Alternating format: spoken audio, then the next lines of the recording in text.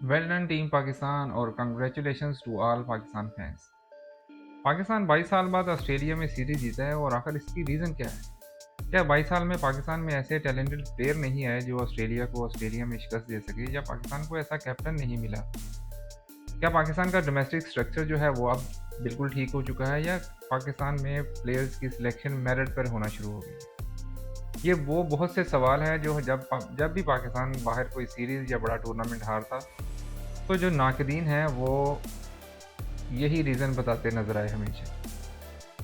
लेकिन मेरे ख़्याल में मेरी ओपिनियन इसमें थोड़ी डिफरेंट है। ना तो पाकिस्तान का डोमेस्टिक स्ट्रक्चर ठीक हुआ है, और ना ही पाकिस्तान में जो क्रिकेट का सिस्टम है, जो इसको चलाने वाले हैं, ना वो इदारा मेरिट पे काम कर रहा है। ये सारी चीज़ें अभी भी वैसी ही चल रही हैं, और मेरे ख़्याल में शायद जितनी आज वस्त हैं, इससे पहले इससे ज़्यादा इस वो भी ऐसे ही चल रही थी। इससे पहले जब भी पाकिस्तान की टीम ऑस्ट्रेलिया के टूर पे गई है, तो जो कैप हम देखते थे, तो उसमें यही होता था कि बड़े-बड़े अच्छे प्लेयर्स आए हैं इस टेन्योर में, पिछले 2 दहाइयों में, और वो बड़े मतलब उनमें तो कुछ लेजेंड्स भी हो गए हैं। लेकिन वो ऑस्ट्रेलिया को ऑस्ट्रेलिया में शिकस्त नहीं दे सके। आखिर उसकी रीज़न क्या थी?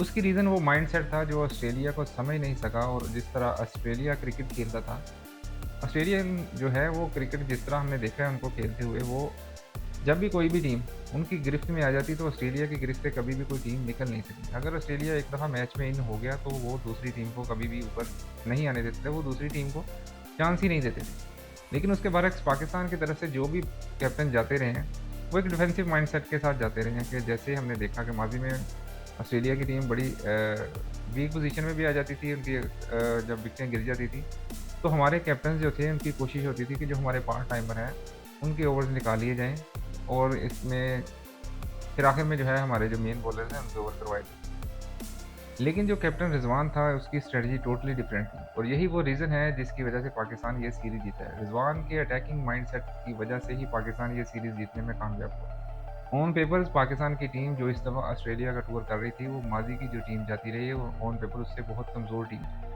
लेकिन वो कहते हैं ना कि अगर आपकी टीम का लीडर जो है वो शेर है, तो आपके पास जो भेड़ें भी हैं, वो भी शेर की तरह लड़ती हैं।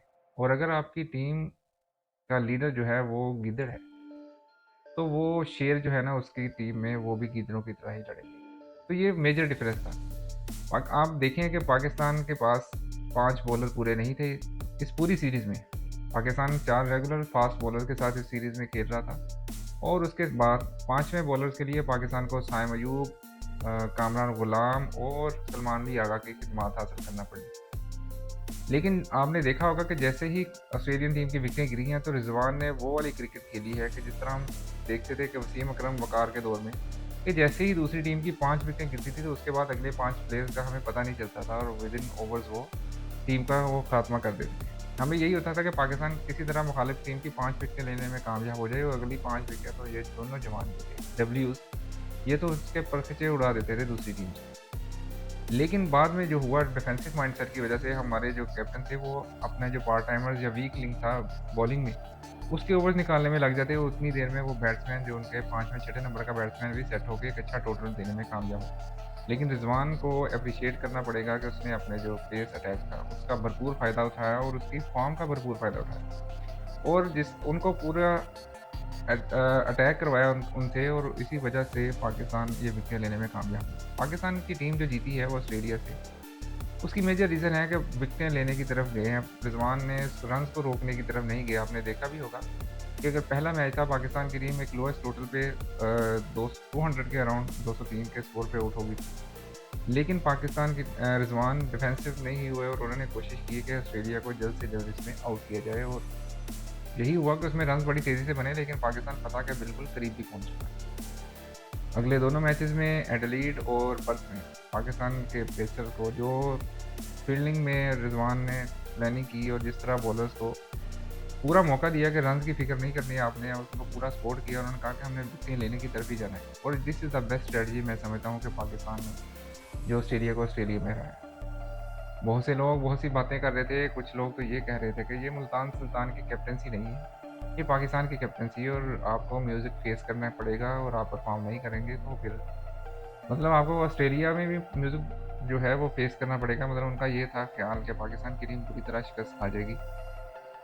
इस सीरीज़ में आपने देखा होगा कि ना सिर्फ पाकिस्तान के पेस बॉलर, उसके साथ-साथ जो पाकिस्तान के बैट्समैन हैं, स्पेशली पहले मैच के बाद साइम अयूब और अब्दुल्ला शफीक ने जिस तरह अप्लाई किया अपने आप को ऑस्ट्रेलियन कंडीशन में, वो काबिल तारीफ़ है। उन दोनों ने नई बॉल को थोड़ा ओवरसी किया और उनके ओवर गुजारने के बाद क्या फेंटी लगाई।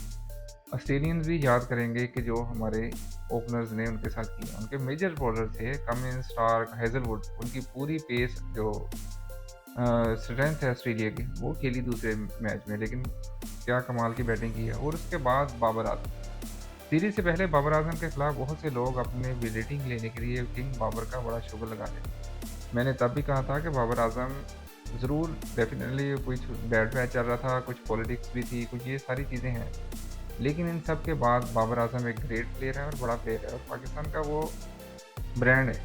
और बाबर आजम ने साबित किया, आप देखें तीनों मैचेस में जैसे ही बाबर आजम विकेट पे आया तो उसको ज़रा से भी मुश्किल नहीं हुई और उसने क्या कमाल के स्ट्रोक खेले। तीसरे मैच में अगर आप देखें तो बाबर आजम को इवन दो के कवर पे बॉलिंग उन्होंने नहीं की, लेकिन उन्होंने विकेटों पे बॉल किया तो बाबर ने क्या स्ट्रेट ड्राइव खेले और मज़ा आ गया।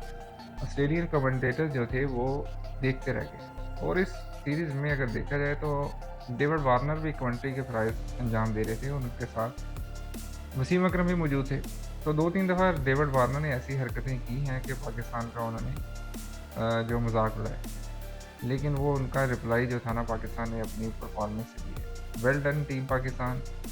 और इस सीरीज़ में बहुत कुछ हुआ है जो आपके साथ डिस्कस करेंगे अगली वीडियो में। तब तक के लिए अल्लाह हाफ़िज़, कंग्रेचुलेशन पाकिस्तान और वेल डन टीम पाकिस्तान।